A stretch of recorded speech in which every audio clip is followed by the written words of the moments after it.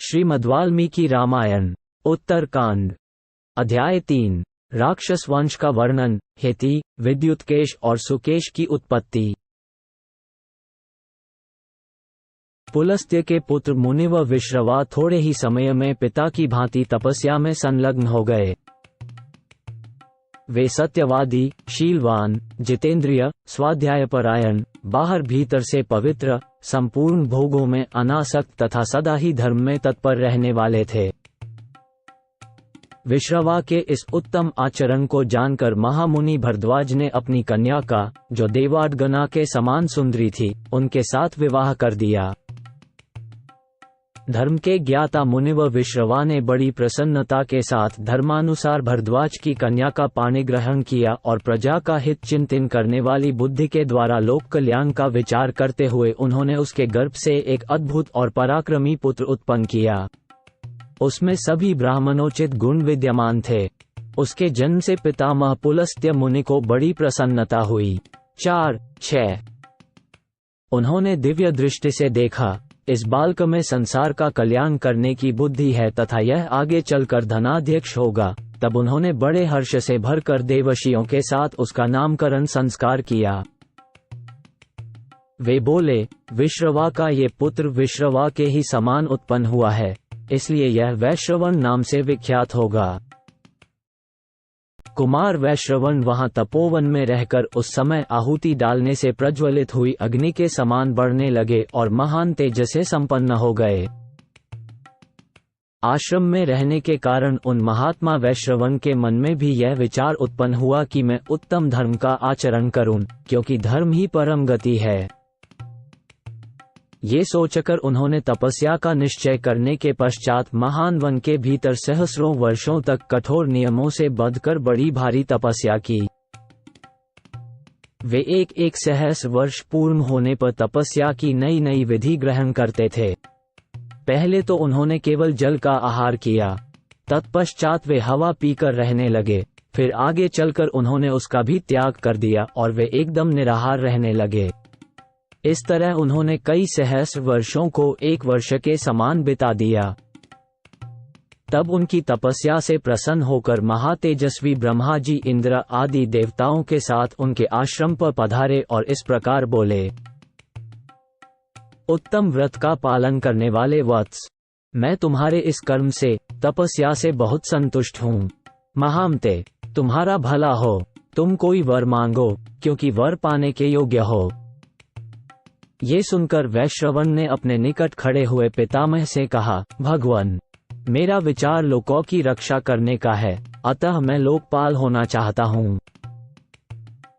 वैश्रवण की इस बात से ब्रह्मा जी के चित्त को और भी संतोष हुआ। उन्होंने संपूर्ण देवताओं के साथ प्रसन्नता पूर्वक कहा, बहुत अच्छा। इसके बाद वे फिर बोले, बेटा, मैं चौथे लोकपाल की सृष्टि करने के लिए उद्यत था। यम, इंद्र और वरुण को जो पद प्राप्त है, वैसा ही लोकपाल पद तुम्हें भी प्राप्त होगा, जो तुमको अभीष्ट है। धर्मज्ञ, तुम प्रसन्नता पूर्वक उस पद को ग्रहण करो और अक्षय निधियों के स्वामी बनो। इंद्र, वरुण और यम के साथ तुम चौथे लोकपाल कहलाओगे। ये सूर्यतुल्य तेजस्वी पुष्पक विमान है, इसे अपनी सवारी के लिए ग्रहण करो और देवताओं के समान हो जाओ। तात, तुम्हारा कल्याण हो। अब हम सब लोग जैसे आए हैं, वैसे लौट जाएंगे। तुम्हें ये 2 वर देकर हम अपने को कृतकृत्य समझते हैं। ऐसा कहकर ब्रह्मा जी देवताओं के साथ अपने स्थानकों चले गए।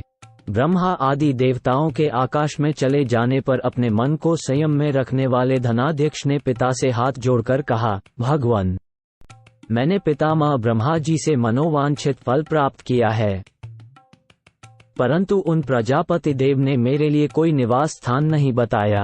अतः भगवान, अब आप ही मेरे रहने के योग्य किसी ऐसे स्थान की खोज कीजिए, जो सभी दृष्टियों से अच्छा हो। प्रभु, वो स्थान ऐसा होना चाहिए, जहां रहने से किसी भी प्राणी को कष्ट न हो। अपने पुत्र के ऐसा कहने पर मुनि व विश्रवा बोले, धर्मज्ञ, साधु शिरोमणे, सुनो, दक्षिण समुद्र के तट पर एक त्रिकूट नामक पर्वत है। उसके शिखर पर एक विशाल पुरी है जो देवराज इंद्र की अमरावती पुरी के समान शोभा पाती है। उसका नाम लंका है। इंद्र की अमरावती के समान उस रमणीय पुरी का निर्माण विश्वकर्मा ने राक्षसों के रहने के लिए किया है। बेटा, तुम्हारा कल्याण हो। तुम निसंदेह उस लंकापुरी में ही जाकर रहो। उसकी चहारदीवारी सोने की बनी हुई है। उसके चारों ओर चौड़ी खाइयां खुदी हुई हैं और वह अनेकानेक यंत्रों तथा शस्त्रों से सुरक्षित है। वह पुरी बड़ी ही रमणीय है। उसके फाटक सोने और नीलम के बने हुए हैं। पूर्व काल में भगवान विष्णु के भय से पीड़ित हुए राक्षसों ने उस पुरी को त्याग दिया था। वे समस्त राक्षस रसातल को चले गए थे, इसलिए लंकापुरी सूनी हो गई। इस समय भी लंकापुरी सूनी ही है, उसका कोई स्वामी नहीं है। अतः बेटा, तुम वहां निवास करने के लिए सुखपूर्वक जाओ। वहां रहने में किसी प्रकार का दोष या खटका नहीं है। वहां किसी की ओर से कोई विघ्न बाधा नहीं आ सकती। अपने पिता के इस धर्मयुक्त वचन को सुनकर धर्मात्मा वैश्रवण ने त्रिकूट पर्वत के शिखर पर बनी हुई लंकापुरी में निवास किया। उनके निवास करने पर थोड़े ही दिनों में वह पुरी सहस्रों हृष्ट-पुष्ट राक्षसों से भर गई। उनकी आज्ञा से वे राक्षस वहां आकर आनंद पूर्वक रहने लगे। समुद्र जिसके लिए खाई का काम देता था, उस लंका नगरी में विश्रवा के धर्मात्मा पुत्र वैश्रवण राक्षसों के राजा हो बड़ी प्रसन्नता के साथ निवास करने लगे। धर्मात्मा धनेश्वर समय समय पर पुष्पक विमान के द्वारा आकर अपने माता पिता से मिल जाया करते थे। उनका हृदय बड़ा ही विनीत था। देवता और गंधर्व उनकी स्तुति करते थे। उनका भव्य भवन अप्सराओं के नृत्य से सुशोभित होता था। वे धनपति कुबेर अपनी किरणों से प्रकाशित होने वाले सूर्य की भांति सब ओर प्रकाश बिखेरते हुए अपने पिता के समीप गए।